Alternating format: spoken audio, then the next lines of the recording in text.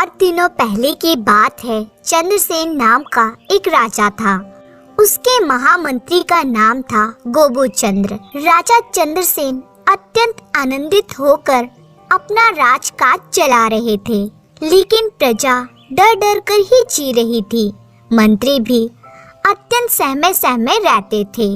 बुद्धि में राजा मंत्री कोई एक दूसरे से कम न थे, लेकिन उनकी बुद्धि की मार से प्रजाजनों के प्राण हलक में अटके रहते थे। दरअसल राजा चंद्रसेन के दिमाग में जब तक उल्टा विचार जन्म लेता और उन विचारों के समाधान का दायित्व मंत्री गोबूचंद्र के कंधे पर पड़ता था। दायित्व से मुकरने का कोई उपाय नहीं था। राजा संभव असंभव कुछ सुनना नहीं चाहते थे। किसी प्रकार की आपत्ति पर ध्यान नहीं देते थे। हुक्म की तामील न होने पर राजा चंद्रसेन जल्लादों को बुलवाकर सूली पर चढ़ाने का आदेश जारी कर देते थे। ऐसे राजा के राज्य में प्रजा के दिन किस प्रकार कट रहे होंगे, ये सहज समझा जा सकता है। नित्य नए डर की छाया में वे जी रहे थे। एक दिन राजा चंद्रसेन ने दरबार में आते ही मंत्री गोबूचंद्र को तलब किया। राज दरबार में हाजिर होने में गोबूचंद्र ने जरा भी देरी नहीं की। हाथ जोड़कर बोला, आदेश कीजिए महाराज।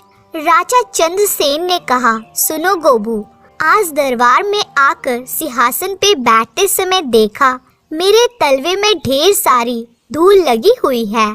मंत्री गोबूचंद्र ने अपनी जीभ को दांत से दबाते हुए कहा, महासर्वनाश, महाराज के पैरों में धूल देख रहा हूँ।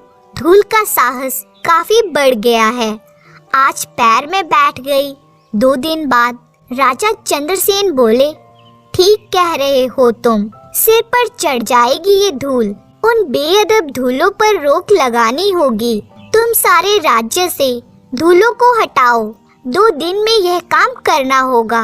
अगर ना कर सके तो तुम्हें सूली पर चढ़ा दूंगा। गोबूचंद्र ने कहा, महाराज आप चिंता मत कीजिए, मैं अभी उपयुक्त व्यवस्था कर रहा हूँ। मंत्री गोबूचंद्र दरबार से बाहर आया और उसने राज्य के सारे झाड़ूदारों को तलब किया। थोड़ी ही देर में हाथ में झाड़ू लेकर 2000 झाड़ूदार उपस्थित हो गए। गोबूचंद्र ने उन्हें आदेश दिया, सारे राज्य में झाड़ू लगाकर आज ही समस्त धूलों को दूर करो। कहीं धूल का एक कण भी नहीं रहना चाहिए। जो आज्ञा बोलकर 2000 झाड़ूदार तुरंत अपने कार्य में जुट गए। देखते ही देखते पथ, घाट, बाजार, हाट, खेत, खलिहान आदि की धूलें आसमान में उठ गई। चारों तरफ धूल ही धूल हो गई। आंखें खोलकर देखना असंभव हो गया।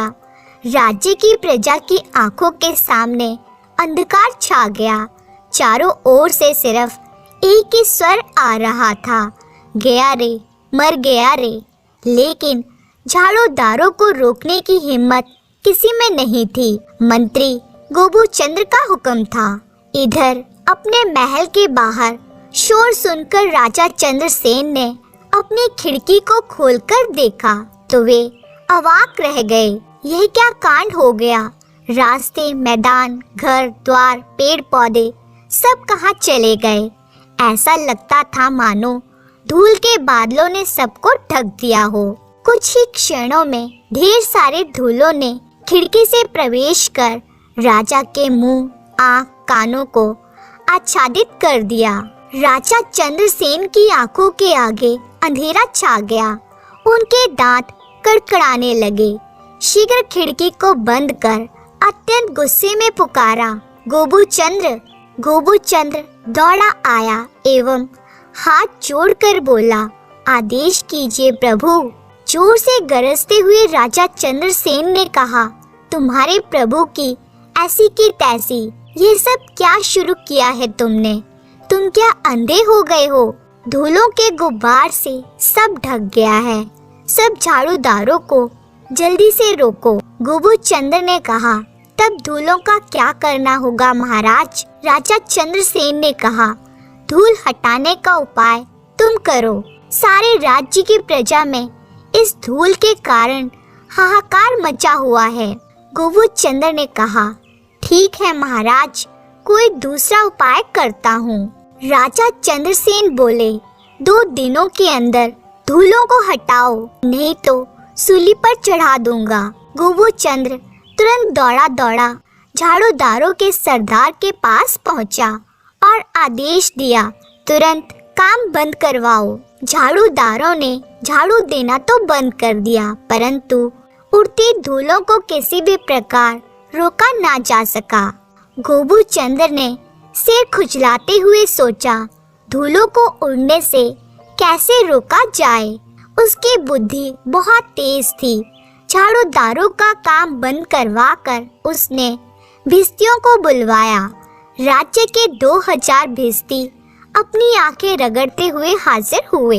गोबूचंद्र ने हुक्म दिया, तुम लोग रास्ते में, मैदान में, खेत खलिहान में शीघ्र जल का छिड़काव करो। जहाँ भी मिट्टी देखोगे पानी डालकर उसे सराबोर कर देना। महाराज के पाँव में धूल का एक कण भी नहीं लगना चाहिए। आदेश पाते ही 2000 भिस्ती अपने काम में लग गए। भिस्ती भर भर कर जल लाकर हाट बाजार, पथ मैदान, खेत खलिहान सब जगह डालने लगे। देखते ही देखते नदी और तालाब के जल से सब एकाकार हो गया। लोग ठेहुने के ऊपर कपड़ों को उठाकर चलते। इस क्रम में कई लोग फिसलकर गिर पड़े एवं अपने हाथ पैर तुड़वा बैठे। अनेक लोगों के घर ढह गए। अनेक लोग आवासहीन होने लगे। बिना वर्षा के राजभवन के मुख्य द्वार पर जल हिलोरे मारने लगा। महल के भीतर शोरगुल शुरू हो गया। सारा कांड देखकर राजा चंद्रसेन ने क्रोध से कांपते कांपते गर्जना की, गोबूचंद्र। गोबूचंद्र तुरंत हाजिर हुआ और हाथ जोड़कर बोला, महाराज। राजा चंद्रसेन बोले, तुम्हें मैं सूली पर चढ़ाऊंगा, फांसी पर लटकाऊंगा। यह सब हो क्या रहा है? गोबूचंद्र ने कातर आवाज में कहा, धूल हटाने की व्यवस्था हो रही है महाराज। राजा चंद्रसेन गुस्से से थर थर कांपते हुए चिल्लाकर बोले, पूरे राज्य को पानी में डुबाकर धूल हटाने की व्यवस्था कर रहे हो? मुझे मूर्ख समझा है क्या? तुम्हें धूल बालू दूर करने को कहा था और तुम कभी धूल का तूफान खड़ा करवाते हो और कभी राज्य में बाढ़ की स्थिति ला देते हो। यही तुम्हारी मंत्री बुद्धि है। तुम्हें मैं सूली पर चढ़ाकर रहूंगा। मेरा नाम चंद्रसेन है, याद रखना। गोबूचंद्र ने हथेलियों को मसलते हुए कहा, महाराज। राजा चंद्रसेन ने हुंकार भरते हुए कहा, कोई बात नहीं सुनूंगा मैं। यह सब तुरंत बंद करो। 2 दिनों के अंदर राज्य की धूलों को दूर नहीं किया तो तुम्हें सूली पर चढ़ाऊंगा। यह मेरा अंतिम हुक्म है। बोलकर राजा वहां से चले गए। गोबूचंद्र के माथे पर मानो वज्रपात हो गया। इतनी बुद्धि लगाकर 2 बेहतरीन उपाय निकाले, दोनों व्यर्थ हो गए। अब क्या उपाय है? सोच सोच कर गोबूचंद्र काफी परेशान हो रहा था। एक बार उसके मन में विचार आया कि राजा के दोनों पैर काट देने से समस्या दूर हो जाएगी। इससे राजा के पैरों में धूल लगने की समस्या ही खत्म हो जाएगी। फिर सोचा, सारे राज्य में मिट्टी के ऊपर अगर चटाई बिछा दी जाए तो समस्या खत्म हो जाएगी। लेकिन कोई भी बुद्धि उसे युक्ति संगत नहीं लग रही थी। सबके साथ कुछ असुविधाएं जुड़ी हुई थी। चिंता के कारण गोबूचंद्र की दशा मानो पागलों जैसी होती जा रही थी। उसे लग रहा था कि अंततः उसे सूली पर चढ़कर मरना ही होगा। वैसे ही पागलपन की अवस्था में उसे उसके नौकर ने खबर दी, एक गवार आदमी आपसे मिलने आया है हुजूर।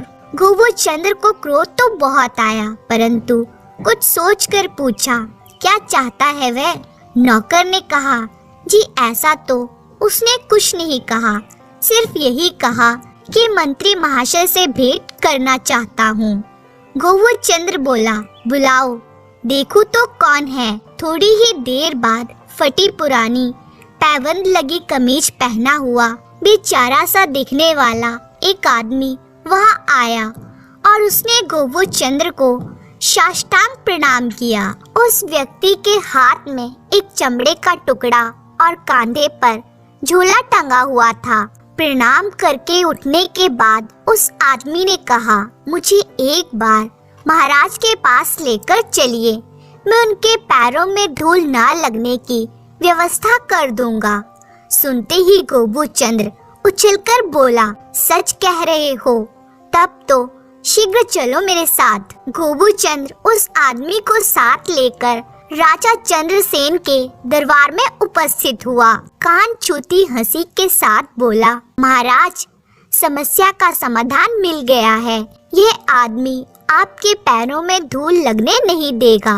उस आदमी ने राजा चंद्रसेन को प्रणाम करते हुए कहा, महाराज, आपके पैरों में धूल नहीं लगेगी, राज्य जल में नहीं डूबेगा, धूलों के गुबार से लोग काने नहीं होंगे। मेरे पास ऐसी व्यवस्था है, यदि आप आदेश दें तो कर सकता हूँ। सिंहासन पर चौकस होकर बैठने के बाद राजा चंद्रसेन ने कहा, यदि ना कर सके तो तुम्हें सूली पर चढ़ाऊंगा।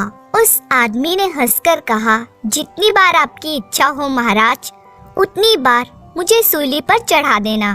अब कृपया करके अपने दोनों पैरों को आगे कीजिए। राजा चंद्रसेन ने अवाक होकर दोनों पैर आगे कर दिए। उस आदमी ने जमीन पर बैठकर अपने झोले से हथौड़ी, रामपी, छुरी, कांटा, सुई, धागा आदि निकाला। उसके बाद राजा चंद्रसेन के तलबों का माप लेकर कुछ ही देर में चमड़े की एक जोड़ी चप्पल बना दी। दोनों चप्पलों को राजा चंद्रसेन के पैरों में पहनाकर उस आदमी ने कहा, महाराज, अब आप चलकर देखिए। राजा चंद्रसेन तुरंत सारे दरबार में, घर के बाहर, बरामदे में चहलकदमी करने लगे। बार बार पैर उठाकर देखते, नहीं, पैर में कहीं धूल तो नहीं लगी है। अंदर आकर राजा चंद्रसेन अत्यंत प्रसन्न होकर बोले, बहुत अच्छी चीज बनाई है तुमने, तुम्हारी बुद्धि अत्यंत तीव्र है, तुम ही मेरे मंत्री बनने के योग्य हो। मंत्री पद को हाथ से जाते देख गोबू चंद्र ने तुरंत महाराज के कान में कहा, यह बुद्धि तो मेरे मन में भी थी। यह आदमी निश्चय ही कोई जादू जानता है, अन्यथा इसे पता कैसे चला। राजा चंद्रसेन ने आंखें तैराकर गोबू चंद्र को देखा और कहा, सारे राज्य में घोषणा करवा दो, अब से सबको चमड़े की चप्पल पहननी होगी। जो मेरा आदेश नहीं मानेगा उसे सूली पर चढ़ा दिया जाएगा और कल से तुम चमड़े की चप्पल पहनकर राजसभा में आओगे। मंत्री गोबू चंद्र ने कहा, आपका आदेश शिरोधार्य महाराज। और इस तरह से राजा के पैरों में लगने वाली मिट्टी की समस्या दूर हुई और मंत्री गोबू चंद्र की जान बची। धन्यवाद।